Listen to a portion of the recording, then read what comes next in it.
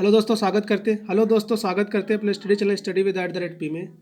आज हम आयनिक साम्य के कुछ प्रमुख टॉपिकों के बारे में जानेंगे। जैसे आयनिक साम्य में टॉपिक है बफर विलयन। बफर विलयन किसे कहते हैं? बफर विलयन को उभय प्रतिरोधी विलयन भी कहते हैं। तो बफर विलयन की हम परिभाषा में क्या लिखें? साधारणतः जानते होंगे, कोई भी विलयन हो जिसमें अम्ल या क्षार की कुछ भी मात्रा मिला दोगे, कैसा भी, साधारणता विलयन में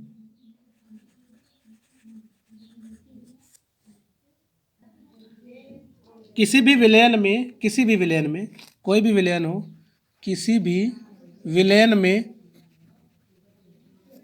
अम्ल या क्षार मिला दे, किसी भी विलयन में अम्ल मिला दें हम या फिर क्षार मिला दें, थोड़ी सी भी अम्ल या क्षार की थोड़ी सी मात्रा मिला देंगे तो क्या हो जाएगा? इसके H+ आयन या फिर OH- आयन की जो सांद्रता होगी वो परिवर्तित हो जाएगी, इनकी सांद्रता परिवर्तित हो जाएगी। जब इनकी सांद्रता परिवर्तित हो जाएगी तो पीएच मान जो होगा वो परिवर्तित हो जाएगा। ये परिवर्तित हो जाएगा तो जाहिर सी बात है पीएच मान भी क्या हो जाएगा? परिवर्तित हो जाएगा। कहने का मतलब ये परिवर्तित होगा तो पीएच मान भी परिवर्तित हो जाएगा। कोई भी विलयन हो, किसी भी विलयन में अम्ल या क्षार की कुछ मात्रा मिला दे तो H+ आयन और OH आयन की सांद्रता में परिवर्तन हो जाता है, जिससे पीएच मान में परिवर्तन हो जाता है। यहाँ तक कि शुद्ध जल की पीएच 7 होती है।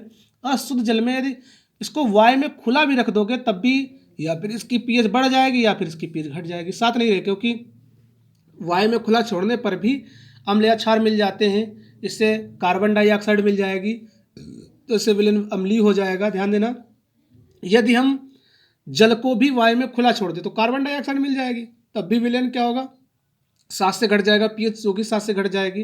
अर्थात इस प्रकार के विलयन जो होते हैं उनकी पीएच मान अम्ल क्षार मिलाने पर पीएच मान में परिवर्तन हो जाता है। लेकिन कुछ विलयन ऐसे होते हैं, कुछ विलयन ऐसे होते हैं जिनमें हम अम्ल या क्षार की कुछ भी मात्रा मिला दें, अम्ल या क्षार की अल्प मात्रा मिलाएं, अम्ल या क्षार मिला दें तो इनके पीएच मान में परिवर्तन नहीं होता है, पीएच मान में परिवर्तन नहीं होता है। जब पीएच मान में परिवर्तन नहीं होगा तो ऐसे विलयनों को हम क्या कहते हैं? बफर विलयन कहते हैं। ऐसे विलयन क्या कहलाते हैं? बफर विलयन कहलाते हैं। बफर विलयन, इस प्रकार के विलयनों को हम क्या कहते हैं? बफर विलयन कहते हैं। जैसे करके अमोनियम एसीटेट है, जैसे अमोनियम एसीटेट और एसिटिक अम्ल ले लें, अमोनियम एसीटेट और एसिटिक अम्ल ले लें, ये एक विलयन है।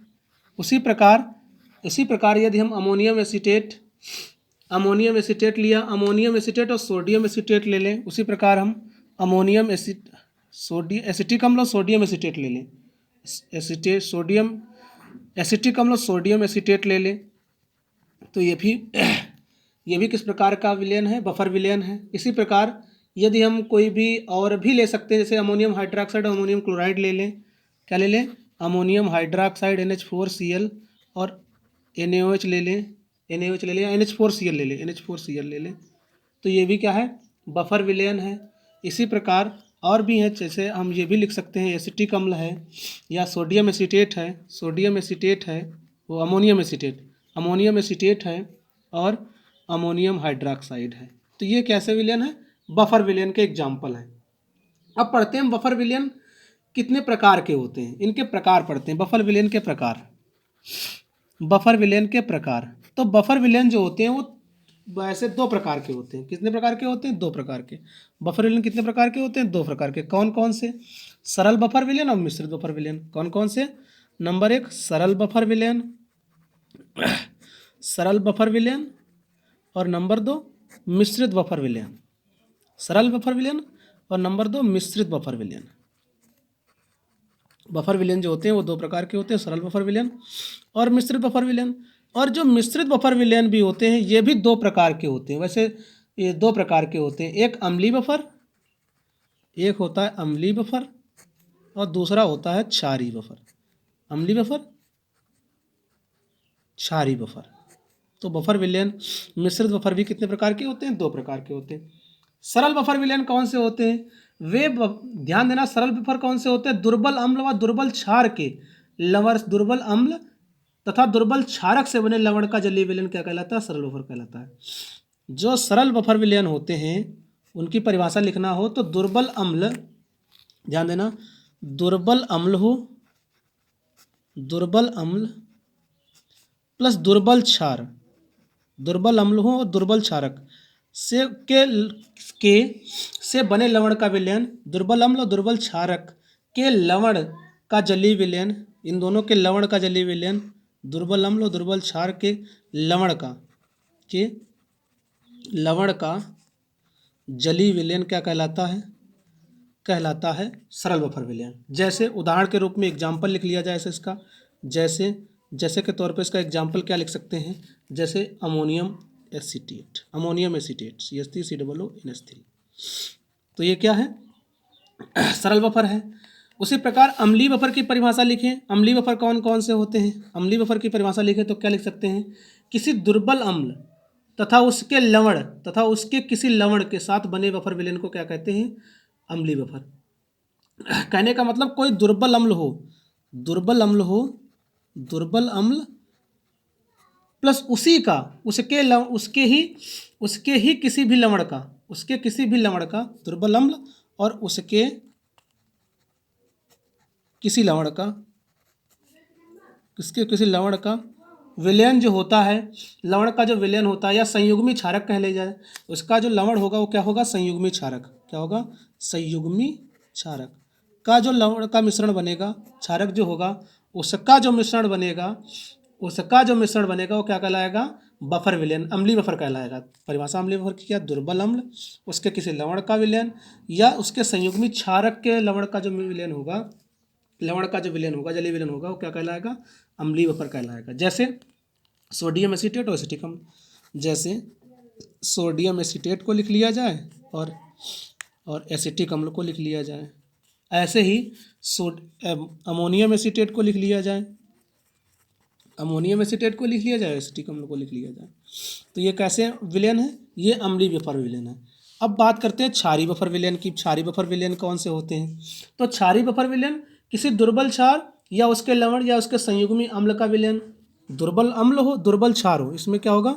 दुर्बल क्षार होगा, दुर्बल क्षार होगा या उसके किसी लवण, उसके किसी लवण, उसके किसी लवण को हम क्या कहते हैं? संयुग्मी अम्ल कहते हैं। उसके उसके कोई जो होगा वो क्या कहलाएगा? उसका संयुग्मी अम्ल कहलाएगा। का जो मिश्रण होगा वो क्या कहलाएगा? इसका जो मिश्रण होगा वो क्या कहलाएगा? इसका मिश्रण जो होगा वो क्या कहलाएगा? वो क्षारीय बफर कहलाएगा। क्या कहलाएगा? क्षारीय बफर। जैसे जैसे लिख लिया जाए अमोनियम हाइड्रोक्साइड और NH4Cl, अमोनियम क्लोराइड। ऐसे लिख लिया जाए अमोनियम हाइड्रोक्साइड और अमोनियम एसीटेट। तो ये कैसे होंगे? क्षारीय बफर होंगे। तो ये बफर की विलयन परिभाषा, हमने बफर के विलयन की परिभाषा सुनी। क्या किसी अम्ल में, किसी विलयन में अम्ल या क्षार की कुछ भी मात्रा मिलाने पर, थोड़ी सी भी मात्रा मिलाने पर यदि विलयन की पीएच में परिवर्तन नहीं होता है तो इस प्रकार के विलयन को हम क्या कहते हैं? बफर विलयन कहते हैं।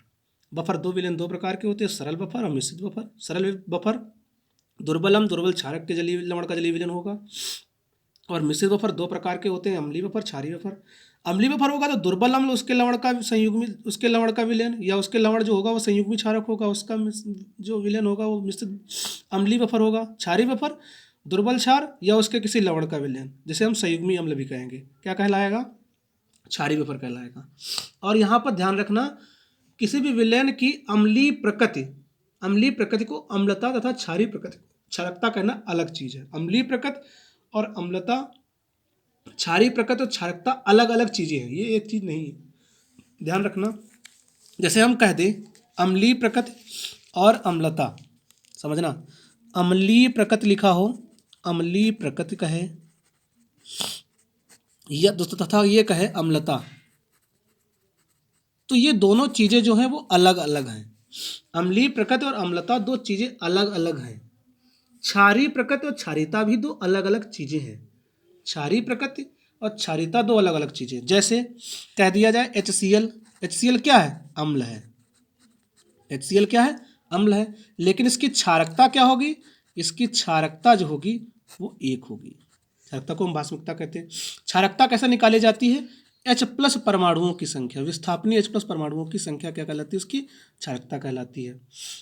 तो अम्लता, अम्लीय प्रकृति अम्लता अलग चीज़ है। और इसी प्रकार हम ये लिख दें, ऐसे ही कह दें क्षारीय प्रकृति क्षारकता, तो ये भी अलग चीज़ है। ऐसे कह दें हम क्षारीय प्रकृति, क्या कहते हैं हम, क्षारीय प्रकृति प्रकृति, और कह दें क्षारीयता। तो ये भी दो अलग अलग चीज़ें हैं। जैसे हम कह दें NaOH, तो NH क्षार है, लेकिन इसकी अम्लता जो होती है वो एक होती है। अम्लता इसकी कितनी होती है? एक। अम्लता कैसे निर्धारित की जाती है? तो OH माइनस आयनों की संख्या विस्थापनी OH माइनों की संख्या क्या कहलाती है? उसकी अम्लता कहलाती है। तो अम्लता और क्षारीयता H+ और OH आयनों की संख्या के आधार पर निकाली जाती है। तो ये ध्यान रखना। अब जैसे हमने अम्लीय बफर पढ़ लिए, क्षारीय बफर पढ़ लिए। अब अम्लीय बफरों के लिए दुर्बल अम्ल उसके लवण का मिश्रण यदि होगा, जैसे हम अम्लीय बफर कहते हैं, उसके लिए हैंडरसन समीकरण क्या होगी? अर्थात बफर विलयन, बफर मिश्रण जो हो उनका pH मान कैसे निकाला जाएगा? दुर्बल क्षार हो, जिसे हम दुर्बल क्षार होगा तो उसे हम क्षारीय बफर कहते हैं। अम्लीय बफर की pH कैसे निकालते हैं और क्षारीय बफर की pH कैसे निकालते हैं, तो ध्यान जानेंगे। अब ध्यान देना, बफर मिश्रणों का pH मान को हम हैंडरसन समीकरण कहते हैं। तो बफर विलयनों का हम pH मान कैसे निकालेंगे? तो बफर विलयन हमने बताए थे, मिश्रित बफर दो प्रकार के होते हैं, अम्लीय और क्षारीय। तो पहले हम अम्लीय बफर का pH मान या अम्लीय बफर के लिए हैंडरसन समीकरण निकाल रहे हैं। अम्लीय बफर के लिए तो पहले लिखेंगे अम्लीय बफर के लिए, अम्लीय बफर विलयन के लिए, अम्लीय बफर विलयन के लिए हैंडरसन समीकरण कैसे निकालेंगे?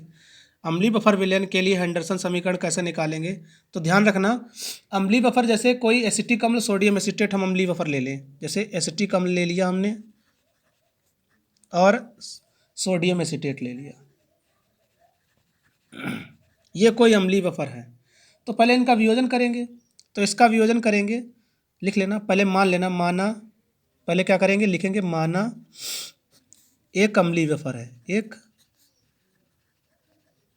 अम्लीय बफर है, अम्लीय बफर विलयन है। तो इसका आयनन क्या होगा? एसिटिक, पहले सोडियम एसीटेट का आयनन करेंगे। तो सोडियम एसीटेट का आयनन करेंगे तो क्या हो जाएगा?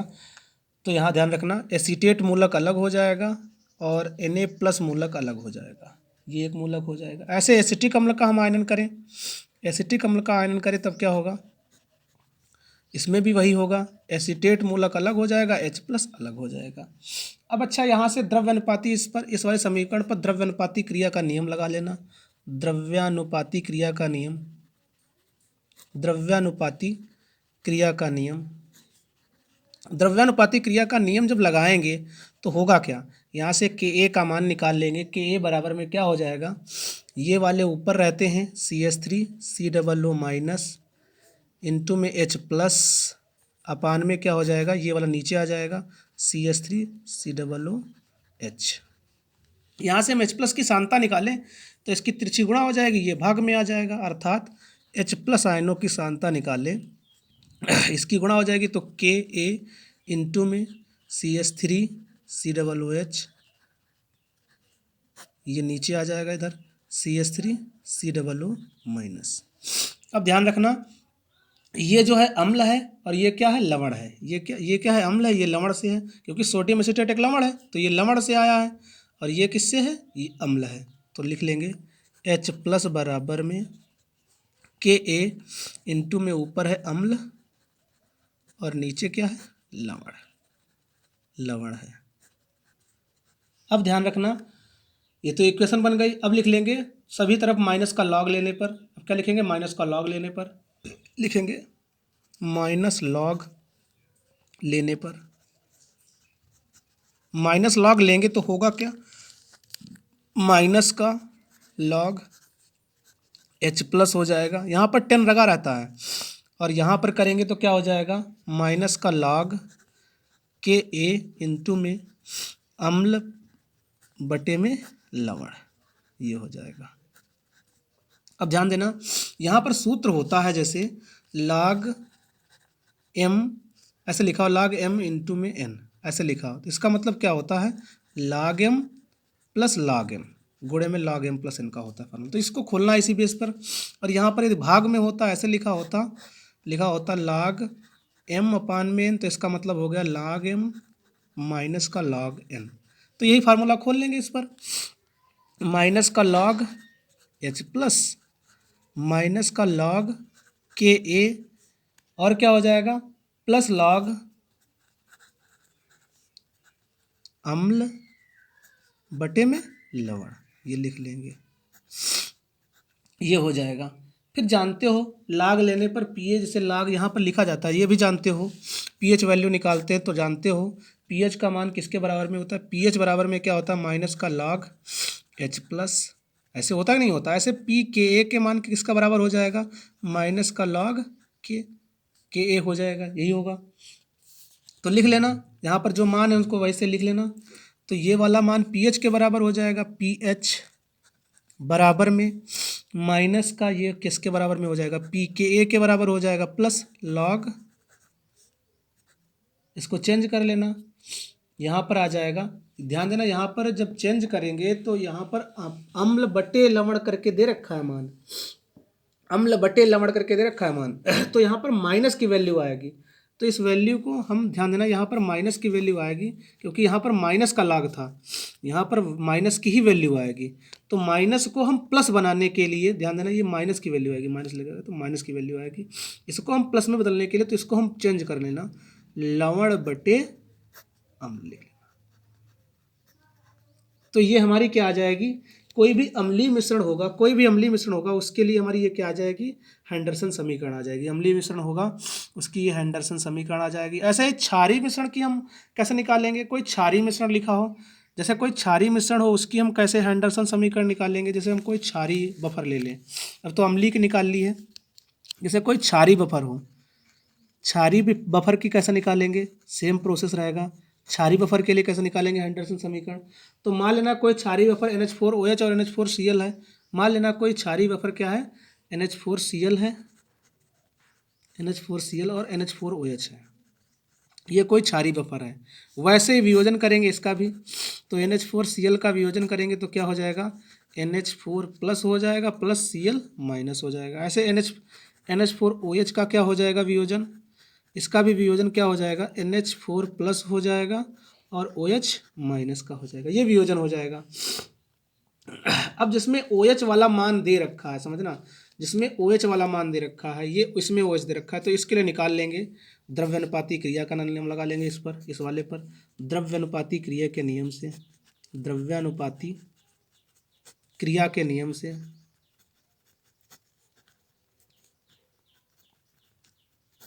जब द्रव्यानुपाती क्रिया का नियम लगाएंगे तो क्या हो जाएगा, यहाँ पर निकाल लेंगे के बी का मान निकालेंगे। के बी बराबर में क्या हो जाएगा, ये वाला इधर रहेगा NH4 प्लस OH माइनस अपान में NH4OH। ऐसे इसके लिए भी OH का मान निकाल लेंगे। सबसे पहले OH मान आयन निकाल लेंगे, OH आयन इधर लाएंगे, इधर रखेंगे तो इसकी गुणा हो जाएगी KB इंटू में NH4OH अपान में क्या हो जाएगा NH4 प्लस, ये यहाँ पर लवण है, ये यहाँ पर क्षार है, तो यहाँ पर क्षार लिखे ले रहे हैं, नीचे हम लवण लिख लेंगे, क्षार बट्टे लवण। ध्यान देना हम क्या लिख लेंगे, क्षार बट्टे लवण OH आयन के लिए। तो यहाँ पर आ जाएगा OH माइनस KB इंटू में क्षार बटे लवण, क्षार बटे क्षारक बटे लवण लिख लें। अब माइनस log लेंगे तो क्या हो जाएगा, लिख लेना माइनस log लेने पर, जब माइनस log लेंगे तो क्या हो जाएगा, लिखेंगे माइनस log लेने पर, माइनस log लेने पर लिख लेना, माइनस का log लेने पर, माइनस log लेने पर, जब माइनस का log लेंगे तो होगा क्या, माइनस का log OH minus equal to में यहाँ पर क्या हो जाएगा माइनस का log KB इंटू में नीचे क्या ऊपर क्या लिखा था क्षारक बटे लवण, ये लिखा था,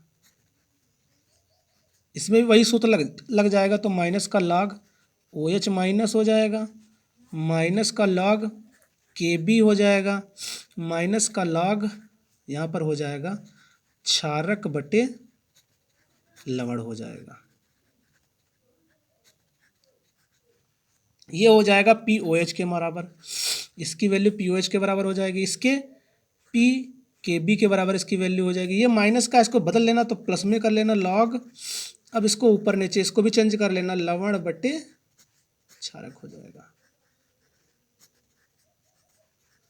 अब ये जो वैल्यू आई है ये आई है क्षार के लिए, क्षारीय बफर विलयन के लिए पीएच वैल्यू, उसके लिए बफर विलयन आया, क्षार उसकी पीएच वैल्यू निकाली गई है, इसे हैंडरसन समीकरण भी कहते हैं। तो ये दोनों अम्ल और क्षार के लिए बफर विलयन की पीएच वैल्यू है। अब ध्यान देना बफर विलयन का उपयोग कहाँ पे किया जाता है, बफर विलयन के अनुप्रयोग क्या है, इसके अनुप्रयोग क्या है, बफर विलयन के अनुप्रयोग।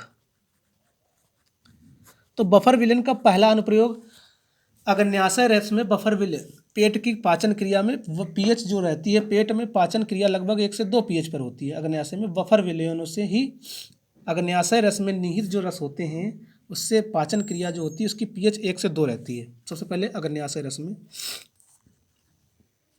आमाशय रस में, आमाशय रस में निहित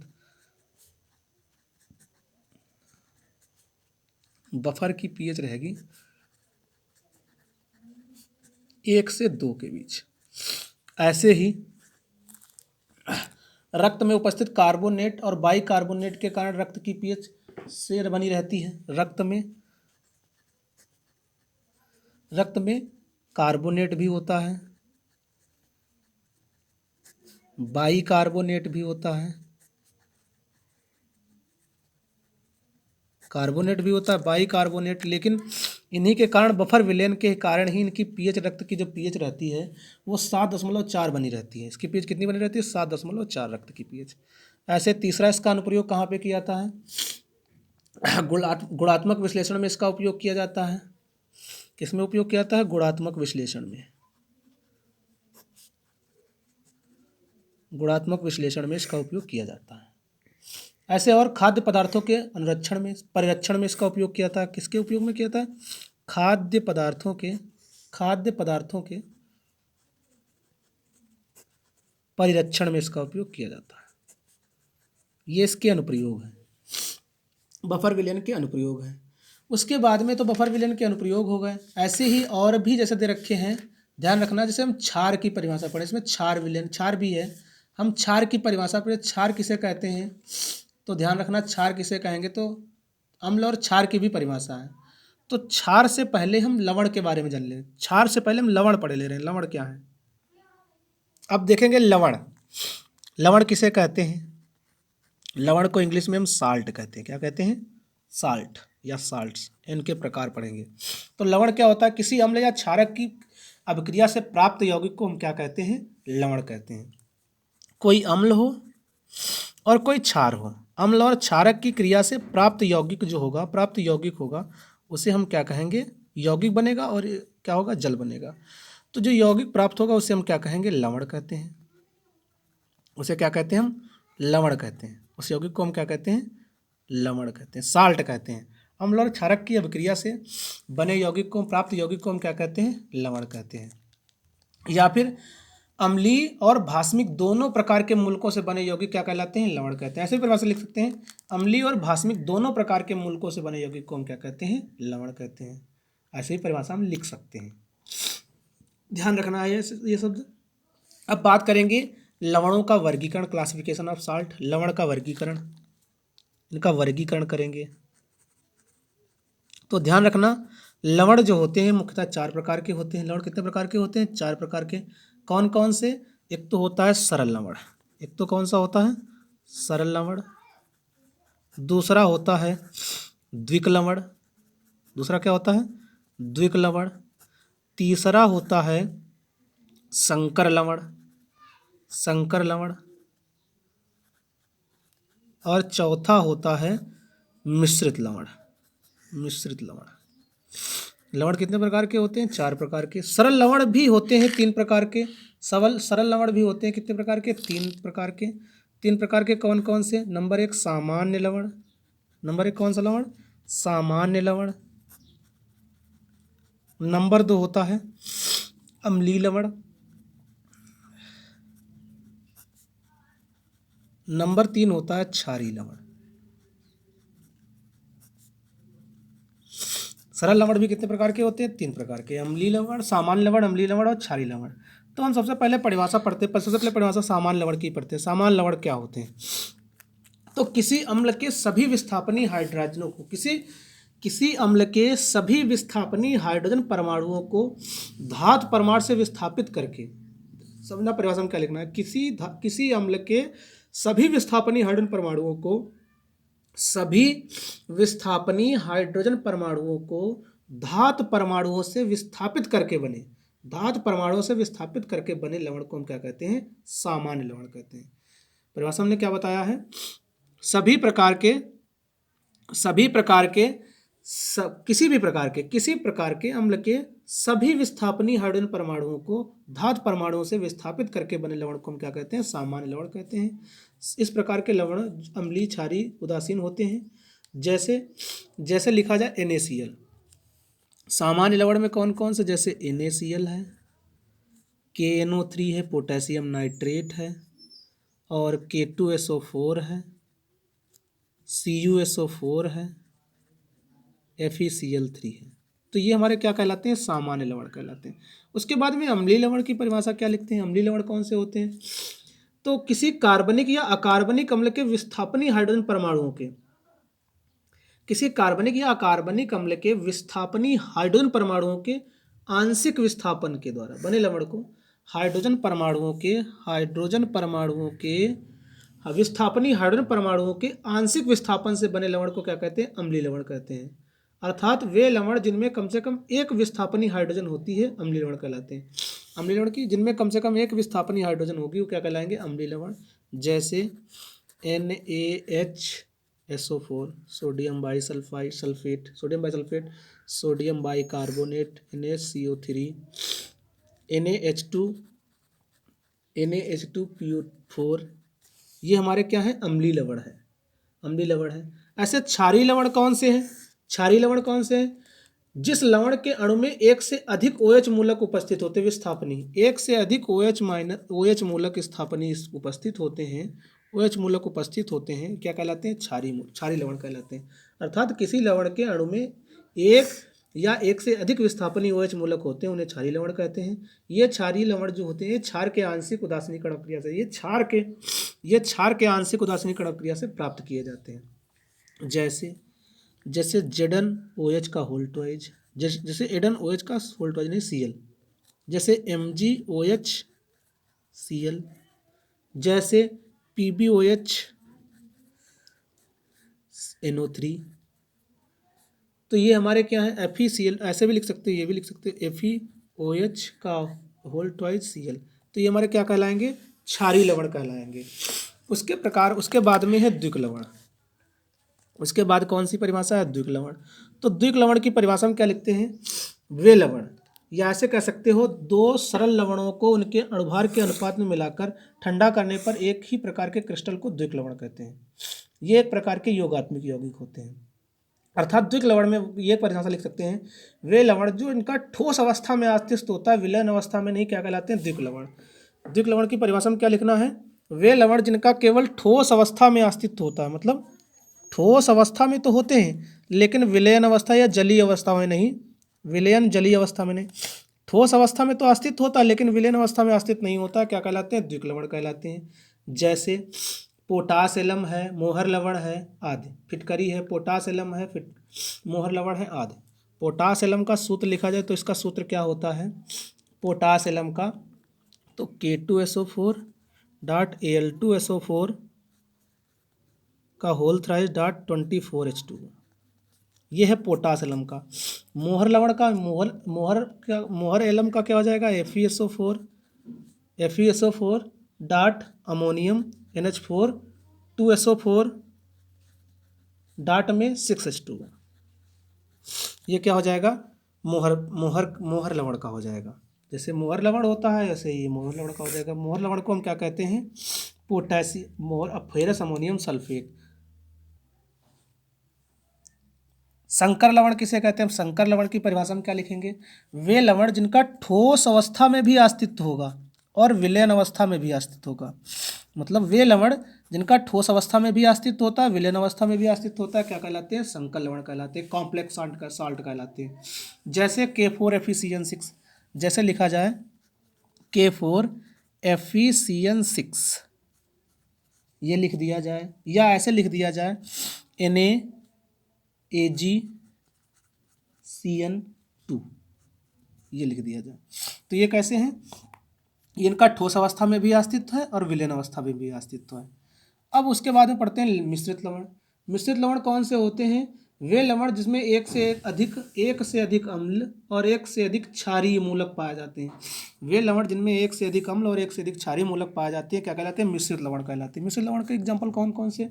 जैसे हम लिख लें NaKSO4, सोडियम पोटेशियम सल्फेट। ऐसे लिख लें CaOCl। ऐसे ही हम लिख लें, ऐसे और लिख लें ऐसे हम लिख लें NaNH2, NaNH4, इसको यहाँ पे लिख दे रहे हैं, इसका सूत्र हम यहाँ पे लिख दे रहे हैं इधर, NaNH4 HPO4। तो ये हमारा भी एक मिश्रित लवण होगा।